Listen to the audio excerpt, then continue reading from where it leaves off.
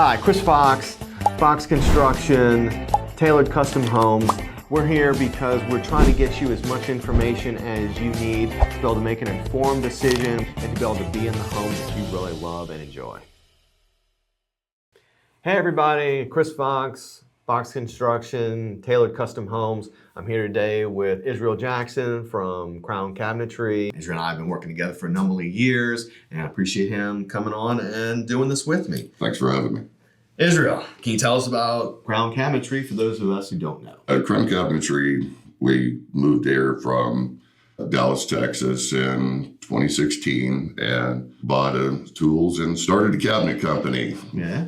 I remember we were working together right as soon as you moved here. I remember, I don't know if it was your first, but it was one of the first ones that y'all were working on. What was it, watercolor, I think? Yes. Yeah, I think it was in watercolor phase 4 or something like that. No, you were one of my longest tenured builders. I appreciate your loyalty. Oh, you're welcome. A lot of clients want the true built-in custom look, but don't necessarily want to spend, the unlimited amount of money on, doing all the designs. What techniques or design choices have you used to achieve that high-end look?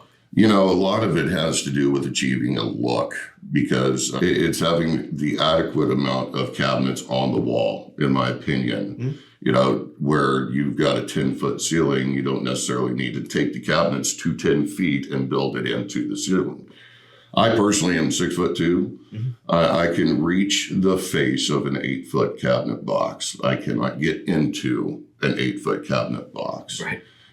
Where even I would have to get on a step stool or ladder just to get in. And really achieving that look of adequate cabinets on the wall space is the most important thing. So I think that's an area where people don't necessarily have to spend the extra money going all the way to the ceiling and building it in, where, going 8 feet on a 10-foot wall would be completely adequate and fill the space. From your perspective as a cabinet maker, what actually defines good cabinets versus one that just looks good in the showroom?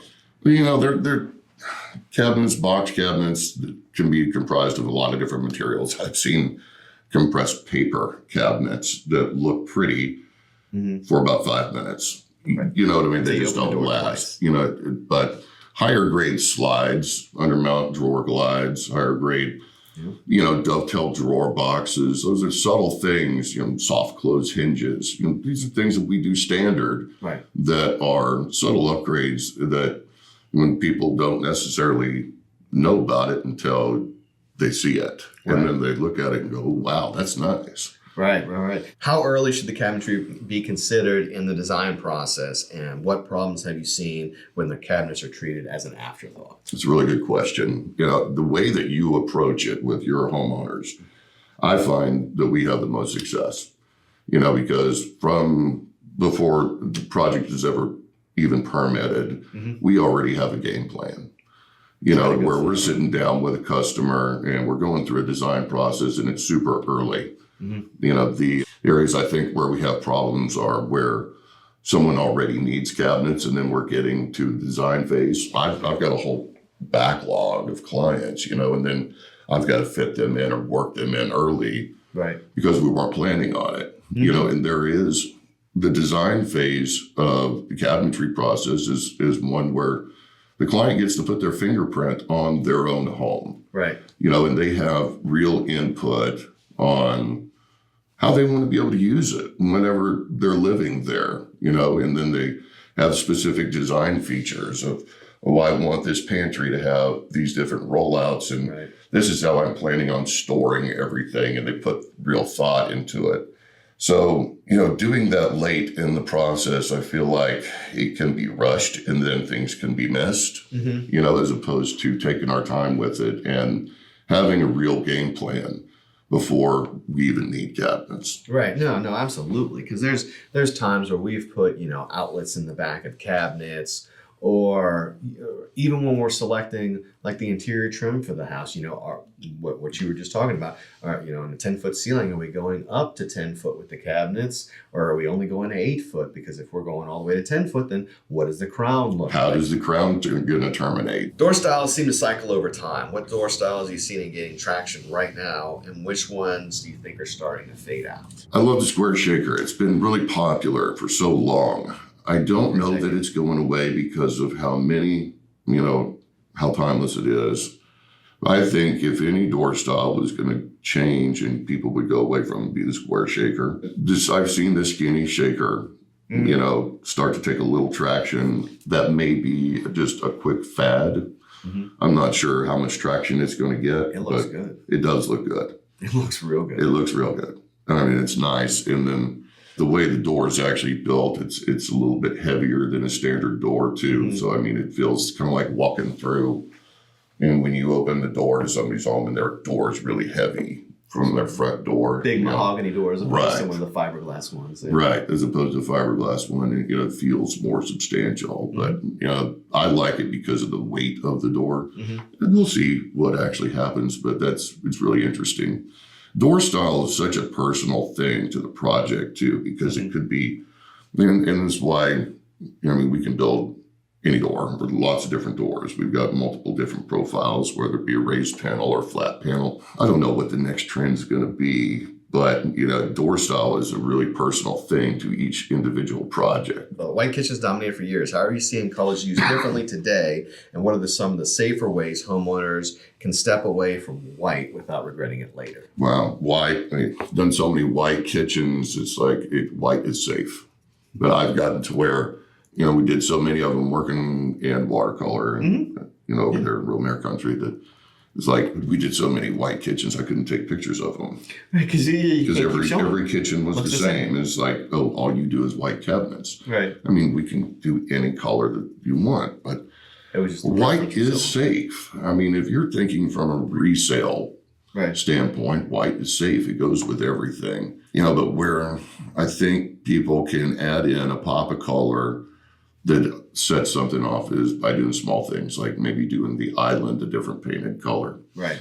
Staining an island is also a really nice way to add in a feature without getting outside the box and making something so personal that nobody would want it if you ever needed to resell it. Well, I know we've been doing a ton of white oak. So is it just staining white oak, or are they staining other material as well? I haven't seen any cherry. I had a client want a walnut, but white oak seems to be the most popular thing right now. The rift cut white oak, because I think it's really versatile. You can take it with so many different colors, whether it's a brown or a whitewash. You get a lot of different variety in color, which makes it really elegant and seem like a piece of furniture. I think that's why it's so popular. Storage and function don't always get the spotlight. What interior cabinet features are clients most surprised by when they start using it day to day? Honestly, there are little things that, you've got a blind corner cabinets, and inevitably, anytime you've got a 90-degree corner in a kitchen, it creates a scenario where you've got a black hole that you have to crawl in and out of. Right. There are very few products that I really push, but whenever there's that scenario, there's a Le Mans pullout that I think is a great addition that actually utilizes that blind hole corner spot. And it's a really good, solid quality product that I like. The other thing is also a really easy addition. It's having a drawer dedicated to spices. It's a little drop-in spice rack, and it's the simplest thing. Right.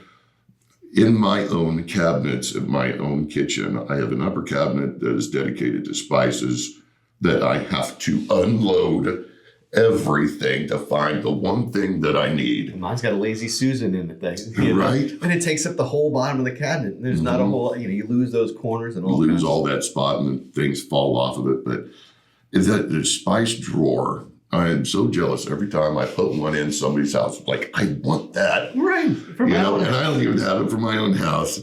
If a homeowner is in the early stage of planning a custom home, what cabinetry advice would you give them before they ever pick a door style or color? That's a really good question.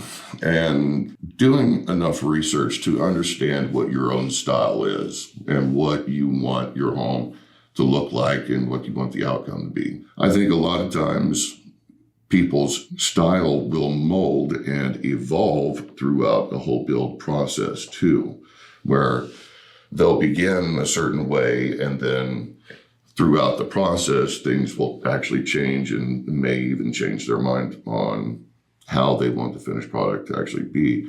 So I think understanding what you want as a homeowner and what you want your home to be and doing the research before you get into the process, Okay. I think is really important. So if the client wasn't working with the designer, because I know a designer can solve a lot of those things, and Mhm. and they will by default have those questions up front. Would you suggest like looking at Pinterest or visiting homes here, or there's all different types of places they can get their inspiration from? Where have you seen that Those they get the clearest definition? The Pinterest is a huge one. It's just a place where people can put all their ideas, and I think that's a great one. And also being able to provide a picture of, oh, this is what I want, or this, I like this aspect of this picture. Right. Can really help a lot with us being able to get a design, around it. Well, cool. Well, I definitely appreciate you coming by today, and I appreciate everybody, watching us, and hopefully everybody got something out of it. Well, it's Fox Construction, Taylor Custom Homes. Thank y'all. Thank you very much for having me.